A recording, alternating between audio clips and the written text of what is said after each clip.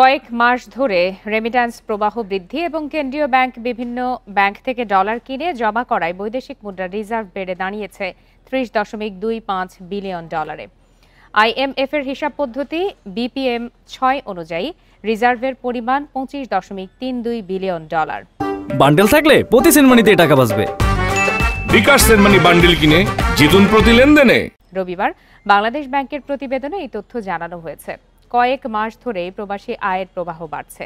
এতে ডলারের সরবরাহ বৃদ্ধি পেলেও শঙ্কা দেখা দেয় ডলারের দাম কমে যাওয়ার। তাই বাজারে সম্ভাব্য দরপতন ঠেকাতে কেন্দ্রীয় ব্যাংক ডলার কেনার সিদ্ধান্ত নেয়। কর্মকর্তারা জানান, ডলারের মান ধরে রাখা এবং বিনিময় হার স্থিতিশীল রাখতেই কেন্দ্রীয় ব্যাংক এই পদক্ষেপ নেয়।